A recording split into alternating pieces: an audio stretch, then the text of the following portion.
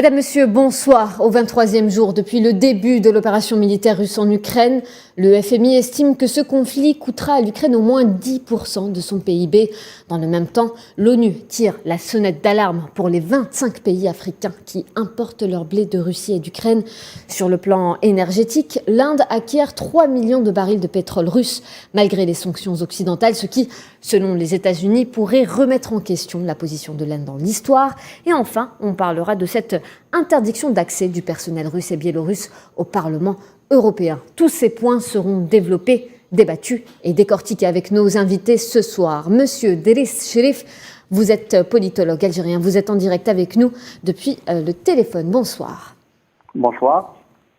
Et Monsieur Nabil Djemha, économiste, nous rejoindra dans quelques instants via Skype. On entame donc cette émission avec ces chiffres. Le conflit coûterait à l'Ukraine au moins 10% du PIB selon les premières estimations du FMI, qui redoute jusqu'à 35% de baisse. Monsieur Cherif, quels sont les secteurs d'après vous qui risquent d'être touchés directement ? Évidemment, la première chose, le premier secteur auquel on pense, qui est l'un des intrants le plus important pour l'économie mondiale, c'est l'énergie, bien entendu, le gaz et le pétrole. Il faut savoir que la Russie est un des producteurs majeurs au niveau mondial, mais aussi au sein de l'OPEC+, mais aussi premier producteur mondial du gaz et premier exportateur aussi pour l'Union européenne, c'est l'équivalent de plus de 150 milliards de mètres cubes de gaz injectés chaque année. Donc, et le gaz, ce n'est pas uniquement la consommation journalière quotidienne des consommateurs, mais aussi pour l'industrie, pour tout le tissu industriel. Oui. Dans une économie mondialisée où, si vous voulez, très interconnectés, tous les segments sont connectés les uns aux autres. Oui. Vous savez que le pétrole et le gaz notamment est un intrant indispensable dans des matières premières comme l'aluminium, le nickel et même aussi dans la production de ce qu'on appelle des engrais azotés. Donc éventuellement une augmentation, c'est-à-dire une interruption, ce qu'on pourrait appeler des chaînes d'approvisionnement, notamment pour le secteur de l'énergie, aura un effet de domino sur les autres secteurs de l'industrie, à savoir l'industrie agroalimentaire, oui, mais aussi les autres industries comme l'aéronautique, l'informatique, notamment pour certains produits comme l'aluminium, mais aussi pour l'industrie automobile. Donc, vous voyez, donc ça veut dire qu'il y a des secteurs qui sont très vulnérables, mais on pense prioritairement, dans le cas présent, pour l'industrie, pour l'agriculture, notamment pour ce qui est des céréales, qui aura pour ce qui est des engrais et tout, qui est un intrant indispensable. Donc, c'est un secteur qui sera lourdement impacté. Justement, vous venez de citer tous ces secteurs qui risquent d'être touchés par cet impact que ce conflit aura sur le PIB. Mais comment est-ce que ça va se traduire concrètement sur le terrain? Ça va peut-être toucher les portefeuilles, ça va peut-être toucher les salaires, les prix des produits alimentaires, peut-être une inflation. Qu'en pensez-vous? En fait, c'est-à-dire qu'en premier lieu, si on pense à l'énergie, à titre d'exemple, c'est-à-dire qu'une interruption, par exemple, des exportations russes vers des pays européens ou vers certains pays, cela entraînera bien entendu une rarification, une diminution, ce qu'on appelle des approvisionnements, et un renchérissement des prix qui se répercutera aussi sur les factures, aussi bien le prix à la pompe, les prix ce qu'on appelle des gaz pour les ménages, mais aussi pour certaines industries comme par exemple certaines matières premières comme l'aluminium et le nickel, cela d'une part. D'autre part, par exemple, pour ce qui est de l'agriculture. Actuellement, l'action militaire russe en Ukraine, il y a ce qu'on appelle les ports qui sont actuellement sous l'occupation russe, qui bloquent un petit peu l'acheminement du blé et des céréales à l'échelle internationale. Il y a des pays qui dépendent fortement des céréales, du blé ukrainien et russe, qui seront lourdement impactés. On pense à des pays de l'Afrique du Nord comme l'Égypte qui importe plus de 80% de ses besoins en blé de la Russie et d'Ukraine, qui est le premier importateur avec plus de 11 millions de tonnes par an. On pense éventuellement à la Tunisie, on pense au Maroc et dans certaines mesures à l'Algérie qui n'est pas très dépendante du blé russe ukrainien, mais on pense actuellement à des pays qui sont, notamment les pays européens, qui sont très dépendants au niveau énergétique du gaz russe. Oui. Donc cela, c'est-à-dire que se répercutera uniquement, comme je l'ai dit, au prix de la pompe pour l'énergie, pour les ménages aussi, mais aussi pour l'industrie. La transition est toute faite. Apparemment, ce n'est pas seulement en Ukraine que des signes de crise vont émerger, mais également dans d'autres continents, à savoir l'Afrique. Près de 25 pays africains importent plus d'un tiers de leur blé de Russie et d'Ukraine. Un constat fait par le Programme des Nations Unies pour le développement, le PNUD. L'Afrique a donc importé pour 3,7 milliards de dollars de blé, soit 32% du total des importations africaines de blé en provenance de Russie, et pour 1,2 milliard en provenance d'Ukraine, soit 12% du total des importations africaines de blé. Voilà, on a les chiffres devant nous. Comment ce conflit risque de ralentir, risque de retentir sur la reprise économique africaine, Monsieur Cherif? Bien entendu, on vient d'évoquer les chiffres. Pour ce qui est de l'importation, ce qu'on appelle des matières, des produits alimentaires, notamment le blé, j'ai évoqué le cas de l'Égypte. L'Égypte a elle-même, par exemple, 11 millions de tonnes, 11 millions et demi de, plus précisément pour 2020, l'Égypte a importé l'équivalent de 11,6 millions de tonnes de quantité de blé. Ça fait de l'Égypte le premier importateur au monde. Donc la facture des gens polluants risque d'augmenter davantage. Ce qui dit une interruption, ce qu'on appelle de quantité de blé importé, entraînera inévitablement une augmentation des prix, ce qu'on appelle comme les prix du pain, par exemple, qui chez des pays qui dépendent dans le pain, est un élément indispensable dans la consommation. Cela entraînerait bien entendu une augmentation des prix du pain, des prix de la farine et tout ce qui s'ensuit. Donc on risque d'assister à une crise alimentaire qui impactera des pays lourdement, par exemple des pays qui dépendent aussi bien dans l'Afrique subsaharienne, oui, aux plus pauvres, ce qu'on appelle les PAM, les pays les moins avancés, oui, mais des pays aussi dont les céréales est un élément fondamental dans l'agriculture. Le Bénin, par exemple, le Bénin, Monsieur Cherif, qui dépend à 100% du blé russe.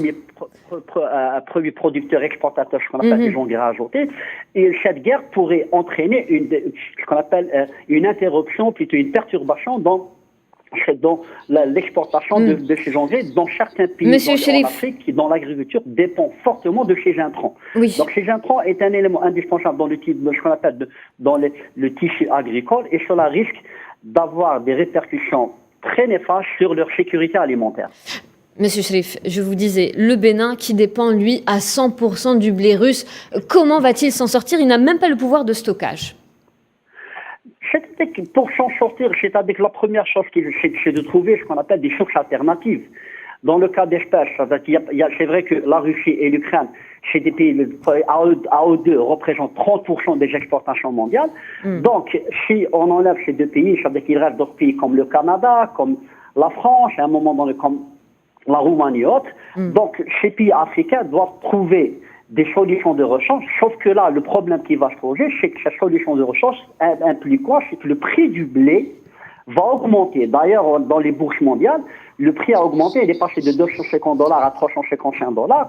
Donc ces pays-là se retrouvent dans une situation très délicate où les pressions budgétaires iront en s'accentuant. Donc le prix de ce qu'on appelle la facture alimentaire va augmenter davantage, va redoubler. Donc cela mettrait ces pays dans une terrible pression de trouver déjà ce qu'on appelle des solutions alternatives, mais aussi de trouver les moyens financiers pour pouvoir importer des quantités considérables de blé à des prix que ces pays-là ne pourront pas supporter. Donc inévitablement, cette guerre entraînera, si vous voulez, des répercussions négatives sur la sécurité alimentaire, mais aussi sur les budgets de ces pays qui devront faire des arbitrages très difficiles entre l'importation de quantités considérables de blé et de céréales à des prix qui seront doublés, mais cela au détriment de certains secteurs fondamentaux. Donc là, ils se retrouveront dans une situation, dans une quadrature de cercle, si je puis dire, qui serait très difficile à gérer. Oui, des solutions de rechange, mais le temps presse, Monsieur Cherif. Le pays n'a pas le temps peut-être d'aller vers d'autres pays. Il préfère peut-être garder la réserve, surtout en temps de crise.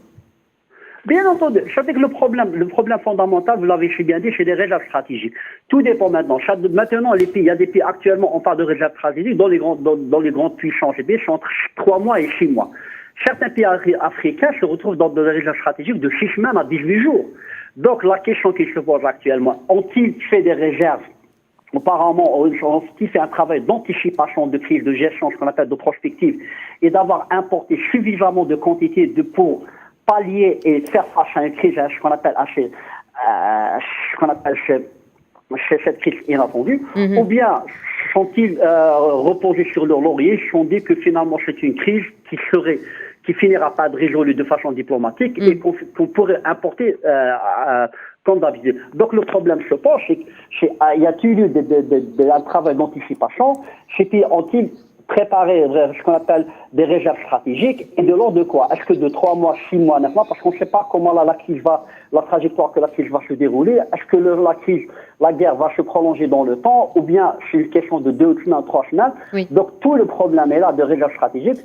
Forcément, on est dans ce qu'on appelle dans un tableau de pertes et de profits. Il y a des pays qui seront dans le tableau des profits et d'autres dans la cage des pertes.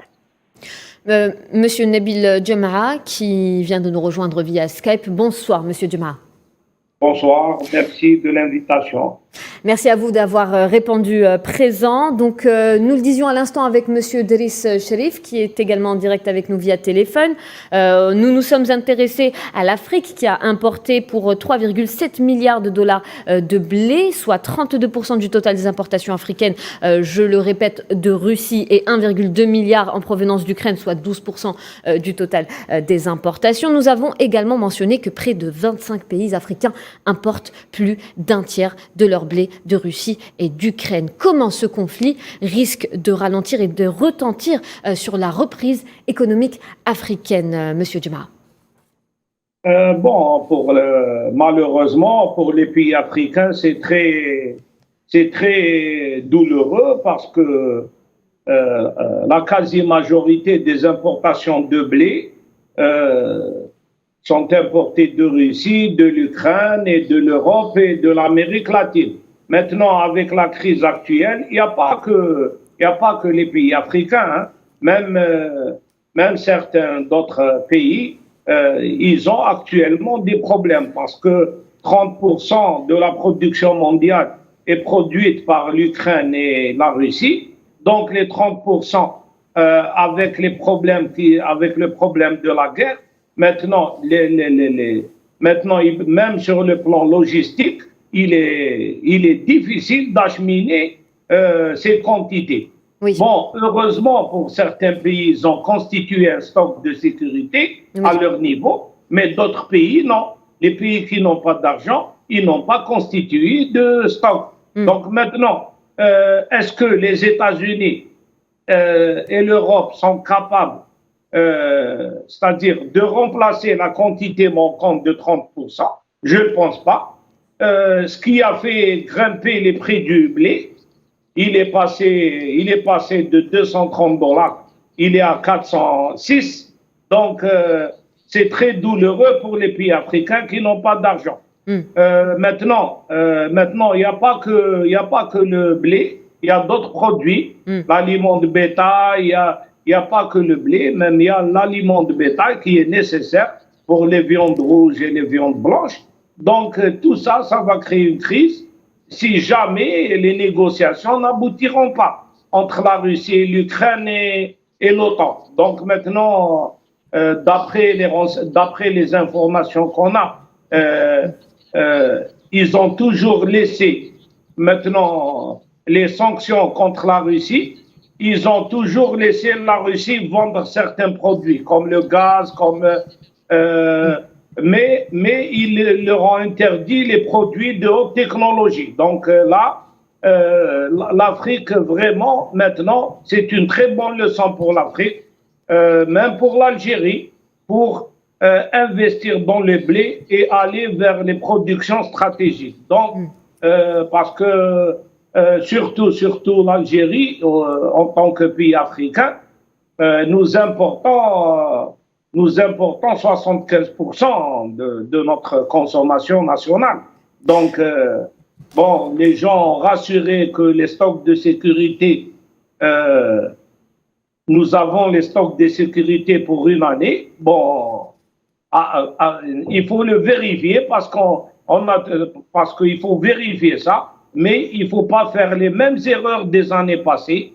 Il faut aller vers la production du blé en Algérie. Parce que ce n'est pas normal, avec 42 millions d'hectares de terrain arabe en Algérie, et nous ne pouvons pas subvenir à nos besoins.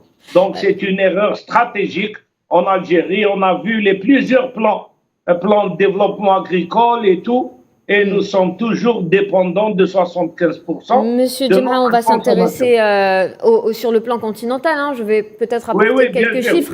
Le Soudan qui a 70%, l'Égypte à 60%, la République démocratique du Congo à plus de 50%, la Somalie jusqu'à 70% du blé ukrainien, la Tunisie à 50%, 40% pour la Libye. Ce sont des pays qui sont déjà au bord de la crise sociale ou alimentaire, ou bien même qui vivent des conflits sociopolitiques. Ne risque-t-on pas de se retrouver avec des scénarios de famine semblables à ceux des années 80? Non, pour la famine, non. Pour arriver à la famine, je ne pense pas, parce que les autres pays comme les États-Unis, l'Europe, ils produisent plus de 70%.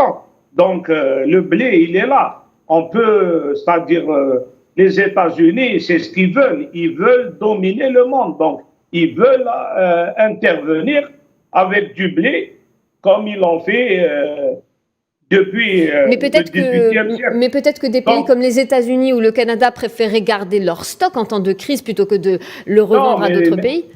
Non, mais ils ont un stock suffisamment pour eux. Donc, ils utilisent ce stock comme une arme verte. Donc, c'est une arme verte. Ils te donnent du blé, mais tu dois le soutenir. C'est ça. Ils veulent l'hégémonie américaine. Actuellement, c'est des jeux, même pour le pétrole. Aujourd'hui, la Russie ne peut... si la Russie ne... Et après que... il semblerait qu'il y ait un problème de connexion. Nous reviendrons vers vous, Monsieur Nabil Boudjama.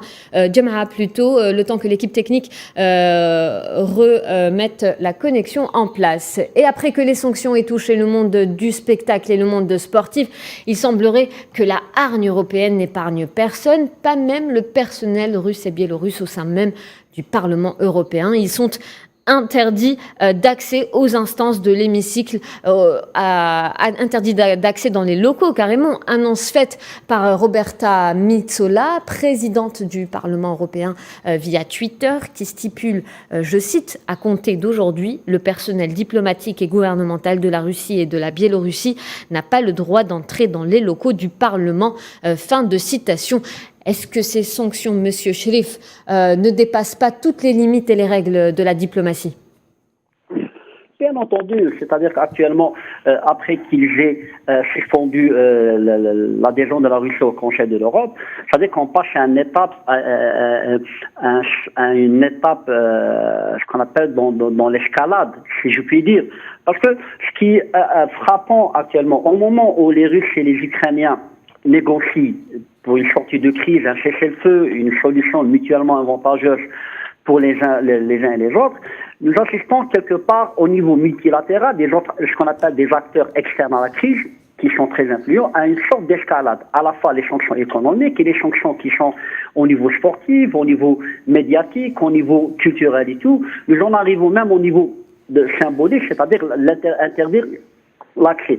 C'est-à-dire que ce genre de gestes et ce genre d'actes plutôt plaide vers une stratégie d'escalade, plaide vers une stratégie, si vous voulez, comme dirait le pot de fer contre pot de terre. Donc, ce n'est pas ce genre d'acte qui puisse aider, si vous voulez, à créer un climat apaisé, un climat détendu pour que les uns et les autres puissent parvenir à trouver une solution à la crise. Parce que déjà que la crise se complexifie davantage en prenant une dimension, si vous voulez, multilatérale avec l'implication des grandes puissances et qui est en train de devenir une crise mondiale du fait de son impact économique. Au niveau européen, ce genre d'action, si vous voulez, n'aide pas, si vous voulez, ne facilite pas un petit peu la tâche. C'est-à-dire que ça ne fait qu'un petit peu pousser le côté russe à un sort de raidissement, à un sort, pas, je dirais, entre guillemets, une radicalisation des positions, mais quoi il y a une certaine volonté de pousser la Russie vers ses retranchements, c'est-à-dire l'acculer davantage.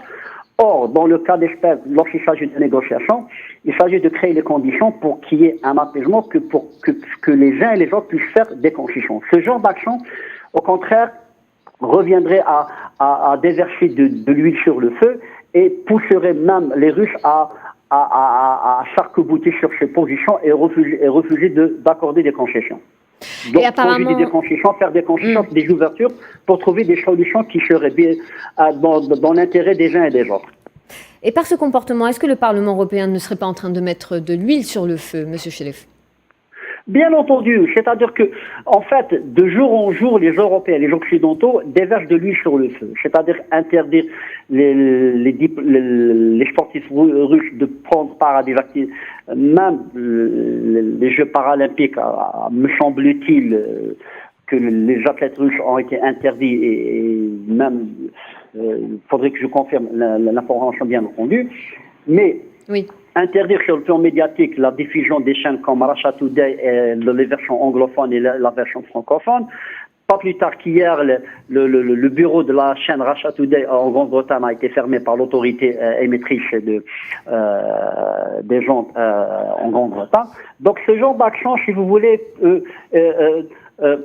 participe dans une volonté, bien entendu, d'aller vers l'escalade. Et je n'exclus pas qu'il y ait d'autres actions à venir, c'est-à-dire que là, ça démontre une certaine velléité que, quelque part, on est en train de pousser les Ukrainiens vers une sorte plutôt le conflit vers une sorte d'impasse, pour arriver vers une escalade dont les plus grands perdants seraient bien entendu les Européens, les Ukrainiens, et les bénéficiaires, ce sont des grandes puissances en dehors de l'Europe.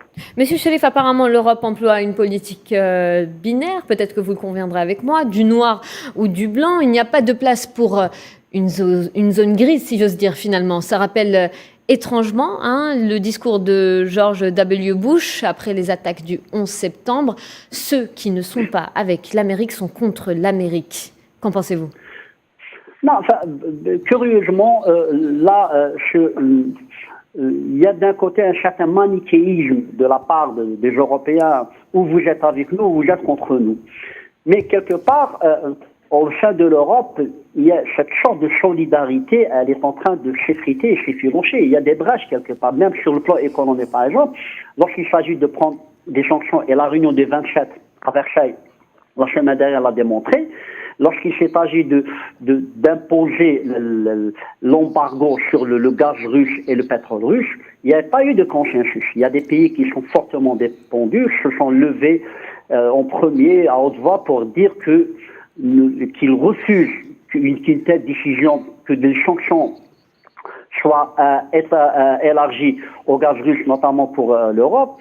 Donc, quelque part, nous assistons, si vous voulez, à une sorte de solidarité pour ce qui est de certaines mesures symboliques, mais lorsqu'il s'agit de toucher les intérêts stratégiques, les Européens ne parlent pas de la même voix. Pour la simple et bonne raison, parce qu'ils savent pertinemment que le plus grand perdant de cette guerre, c'est les Européens eux-mêmes, parce que c'est une guerre qui est, l'histoire est là pour nous le rappeler, que les guerres les plus meurtrières sont déroulées en Europe. La première et la seconde guerre mondiale, la guerre des Balkans dans les années 90.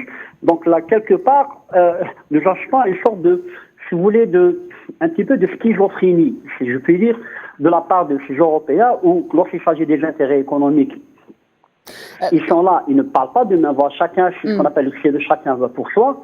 Mais lorsqu'il s'agit de mesures symboliques pour enfoncer davantage, bloquer les négociations, ils partent d'une seule voix. Donc, on va avec le Parlement européen qui a adopté une telle décision qui voit d'un point de vue moral qui dépasse tout entendement, c'est-à-dire interdire aux diplomates russes d'entrer dans les instances européennes.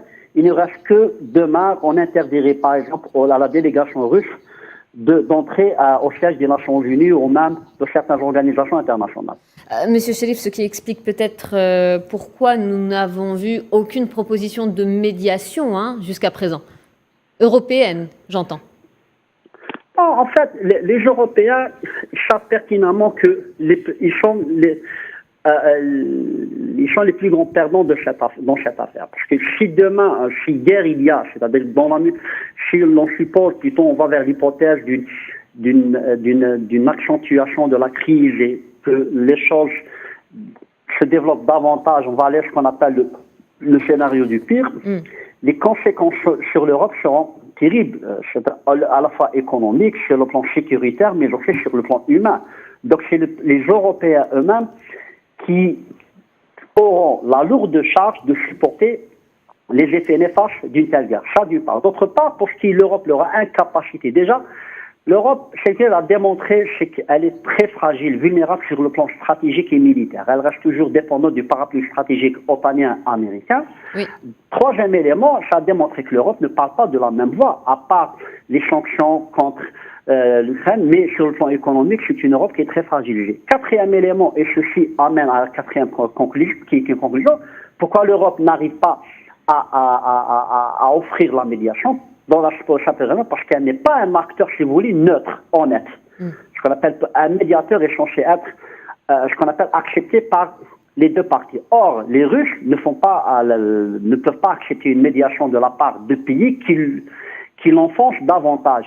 Donc, ce qui fait que, dans le cas présent, entre Russes et Ukrainiens, donc les deux, aussi bien les Russes et les Ukrainiens, cherchent un médiateur qui puisse rapprocher, c'est-à-dire accepter de part et d'autre. Or, dans le cas présent, l'Europe ne peut pas être un médiateur dans la mesure où elle est impliquée dans cette guerre en soutenant l'Ukraine contre la Russie. D'accord. On va s'intéresser à présent au sud-est de l'Ukraine, direction Mariupol, assiégée désormais par l'armée russe. Les combats font rage dans le centre-ville de Mariupol, justement, et le port stratégique, selon donc le ministère russe de la Défense. Monsieur Cherif, très rapidement, pourquoi toute cette concentration sur Mariupol plutôt? Mariupol, c'est une ville très importante parce qu'elle est proche de ce qu'on appelle le port d'Odessa et dans la stratégie actuellement des deux, notamment la stratégie russe, c'est d'isoler l'Ukraine en bloquant tous les accès, notamment les accès maritimes. Tout ce qui est les ports, notamment pour ce qui est de l'acheminement des armes, mais aussi pour ce qui est des exportations de l'Ukraine. On parle de blé, tout à l'heure on a parlé du blé, donc tout ce qui est les matières premières. Donc la stratégie d'encerclement adoptée par la Russie commence bien entendu par bloquer les accès, notamment les accès du sud, là où il y a les ports, les accès vers la mer, donc c'est quelque chose de stratégique. Donc c'est une façon aussi d'encercler l'Ukraine, mais aussi de l'affaiblir davantage et empêcher tout acheminement de l'aide de l'Ukraine, plutôt de l'extérieur vers l'Ukraine. Donc c'est classique un petit peu dans les stratégies militaires, c'est-à-dire de miser plutôt tout ce qui est stratégique en termes de communication à la fois aérienne, communication terrestre, mais aussi de communication maritime. Dans le cas d'espèce, oui, l'occupation, si vous voulez, des ports devient très stratégique pour l'armée russe. Et Mariupol, Monsieur Cherif, qui a vu l'évacuation de pas moins de 30 000 personnes en une semaine depuis le début de l'offensive. Donc le nombre de réfugiés ukrainiens ne cesse d'augmenter.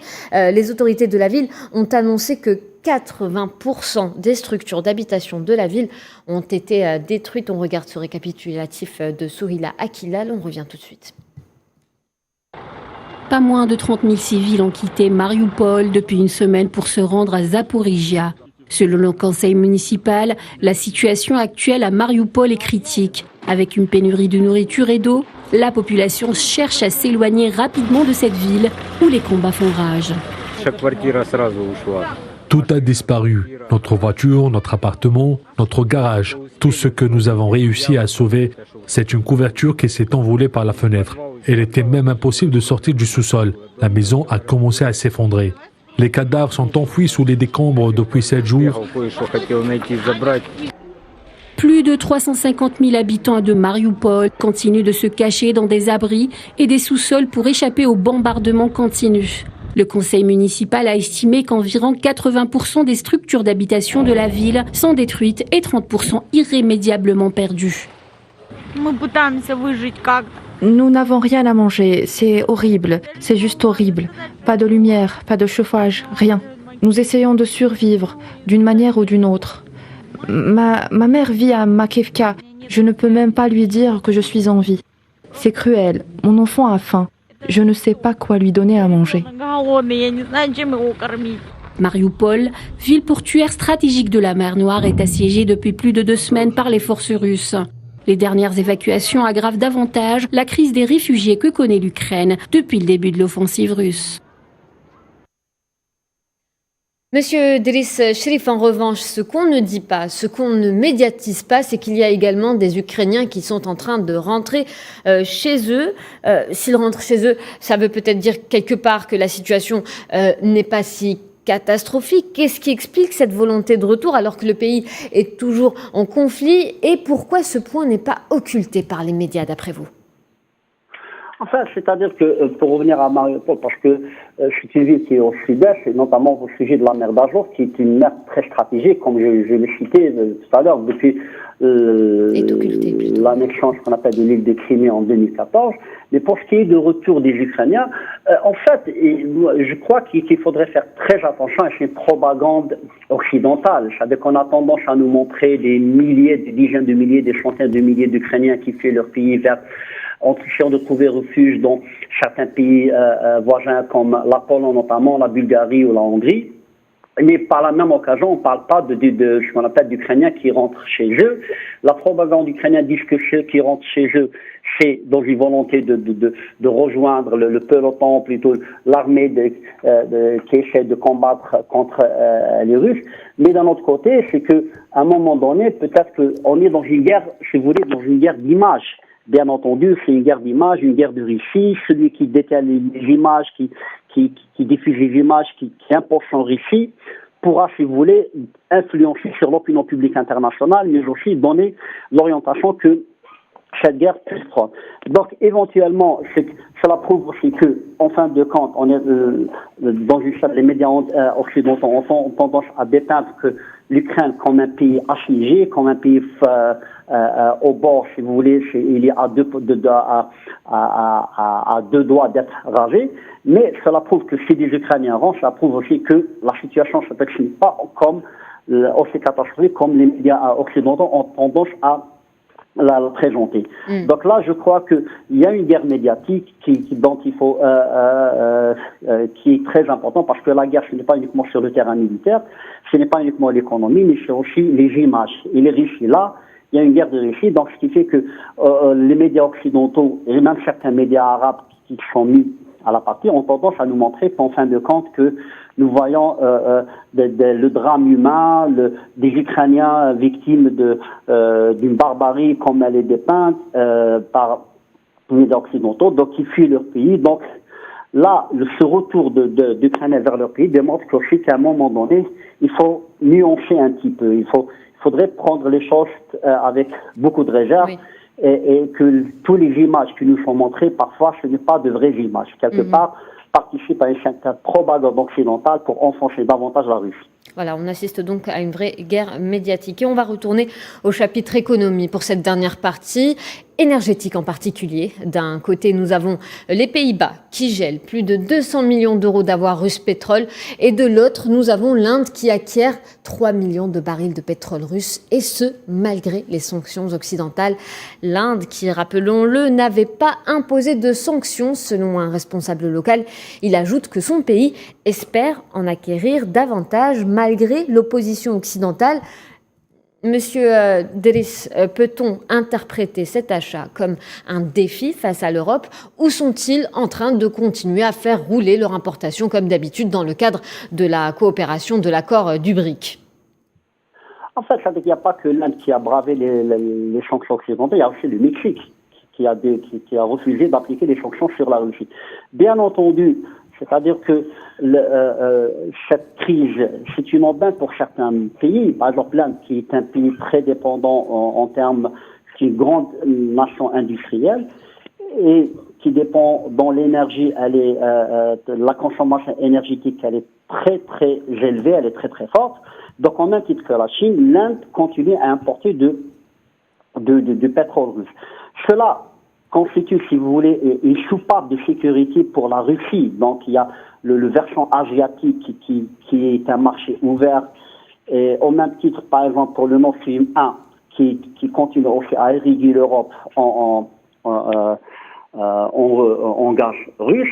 Donc, la Chine, l'Inde ici, comme une grande puissance, comme une économie très florissante. Donc il y a une certaine façon de résistance face aux sanctions occidentales. Donc là, des pays comme l'Inde, par exemple, qui dépendent, au même titre que la Chine, qui dépendent de l'énergie, n'ont pas intérêt à suivre, à appliquer à la lettre les sanctions occidentales, car cela reviendrait à mettre en danger leur tissu économique. Complètement. Par la même occasion, ces sanctions sont paradoxalement inondables pour ces pays, parce qu'à un moment donné, si les Russes se retrouvent, si les sanctions iront crescendo et que les Russes se retrouvent dans l'obligation de vendre leur pétrole et leur gaz, cela les obligerait à négocier les prix, pas au marché, c'est-à-dire donnerait l'avantage à l'Inde et à la Chine, bien entendu, d'imposer le prix qu'ils veulent, c'est-à-dire acheter le prix qu'ils veulent, parce qu'ils profitent de la situation d'encerclement de la Russie pour avoir un prix de l'énergie qui leur soit très favorable. La Maison-Blanche, qui n'est pas restée sans réaction, la porte-parole Jen Psaki a déclaré que les achats de pétrole russe par l'Inde ne violent pas les sanctions américaines. Cependant, elle a exhorté l'Inde à réfléchir à la position qu'elle souhaite occuper dans les annales de l'histoire. On revient à notre question de tout à l'heure qu'on va reformuler autrement. Monsieur Driss Cherif, faut-il absolument se positionner dans cette crise ou obliger le monde à le faire, surtout pour une Amérique qui a toujours privilégié ses intérêts? En fait, cette crise, comme toute crise d'une ampleur, si vous voulez, d'un point de vue géographique, d'une ampleur mondiale ou d'une ampleur, c'est-à-dire mondiale d'un point de vue de ses implications, oblige à des positionnements. Sauf que le positionnement n'est pas symétrique. Si vous voulez, selon qu'on est une petite puissance, moins une grande puissance, le positionnement n'est pas le même. C'est-à-dire, vous demandez à un pays africain qui n'est pas un acteur agissant des relations internationales de prendre une position par rapport à cette crise, constituerait cela un suicide politique et un suicide économique. Bon, toute proportion gardée, bien entendu, mais pour une grande puissance comme l'Inde ou la Chine, le positionnement serait, on va dire, moins compliqué. Je dirais moins compliqué dans la mesure où ces pays disposent d'un certain levier de puissance, disposent de certains atouts et de capacités d'influence qui leur prémuneraient, si vous voulez, de toute sanction et qui pourraient inciter l'autre acteur à réfléchir à deux fois à vouloir les sanctionner. D'accord. Donc, Monsieur... quelque part, oui. Oui, Monsieur Nabil Djemra vient tout juste de nous rejoindre. L'équipe Si vous permettez, j'aimerais développer ce point, si vous permettez, très brièvement. Continuez très brièvement, parce qu'il nous reste à peine une minute. Que, quelque part, par exemple, pour les États-Unis, elle essaye de non pas d'enrôler de ces pays comme la Chine et l'Inde pour les soutenir, mais plutôt de négocier leur neutralité. Oui. Parce qu'on ne peut pas, comme des pays comme l'Inde et la Chine, leur demander, leur imposer un soutien massif à leur action occidentale, et sachant que la nature, ce qu'on appelle des enjeux, le positionnement des uns et des autres, mais plutôt ce que cherchent les Américains et les Occidentaux, c'est de négocier la neutralité de ces deux acteurs, notamment la Chine. À savoir, si vous ne voulez pas nous soutenir, ne soutenez pas la Russie. Donc, quelque part, ces pays-là, ils ont les moyens un petit peu, ils ont une certaine marge de manœuvre de pouvoir négocier leur neutralité, mais en payant un prix qui n'est pas très très fort. Oui. Donc, même si demain il y aura des sanctions de l'énergie, il est vrai qu'il faudrait que ça soit un risque très calculé. Très bien, le message est passé. Merci Monsieur Driss Cherif. Je m'adresse à vous à présent, Monsieur Nabil Djemra. Nous avons rétabli la connexion en fin d'émission. Il nous reste à peine quelques secondes. Le dernier mot est pour vous. Que pensez-vous justement de cet achat de 3 millions de barils de pétrole à la Russie fait par l'Inde? Quelle est votre lecture de cet achat? C'est normal. L'Inde, elle a ses stocks de sécurité. Elle doit assurer. Chaque pays maintenant, il cherche ses intérêts. C'est ça le nouvel ordre économique mondial et géopolitique. Donc chaque pays cherche ses intérêts. Et actuellement, la nouvelle carte mondiale, ils vont utiliser les anciens protocoles de 1930. Donc les protocoles de 1889 et 1830, ils vont les utiliser et les États-Unis sont en train de jouer leur carte pour essayer, c'est-à-dire de revenir à l'hégémonie mondiale. C'est les protocoles connus depuis 2 siècles. Oui. Donc, ce qu'ils sont en train de faire, c'est le même schéma qu'ils ont fait en 1889, mais maintenant avec une nouvelle version nouvelle, où les États-Unis veulent dominer le monde avec les matières premières, surtout avec le gaz, le pétrole. Maintenant, le seul pays qui peut livrer le gaz aux Européens, c'est les Américains. Ni l'Irak, ni le Qatar, ni l'Algérie, ni les pays producteurs de gaz, ni l'Iran ne peut assurer le manque de gaz aux États-Unis. Il y a 3000 entreprises de gaz de schiste qui ont fait faillite aux États-Unis. Oui. C'est des grands bonnets, c'est des grands industriels. Ils ont fait pression sur Biden et maintenant, Biden, il joue sa carte pour que ces entreprises à $100, ils peuvent vendre le gaz de schiste avec un bénéfice de 100%. Et nous serons ravis, monsieur. Une économie qui est utilisée. Oui, nous serons ravis, monsieur Nabil Djemra, de vous avoir sur une nouvelle édition spéciale justement qui sera consacrée au gaz. Ça serait un honneur pour nous de vous avoir sur cet épisode. Vous étiez en direct avec nous via Skype. Je le rappelle, vous êtes économiste. Merci également à monsieur Driss Cherif, politologue algérien. Vous étiez avec nous en direct via téléphone. Et voilà, c'est la fin de cette émission. À 19h, le journal présenté par Riyad Lahri. Retrouvez une nouvelle édition spéciale conflit en Ukraine demain avec Leïla Gertal. D'ici là, je vous souhaite une excellente soirée sur Al24 News.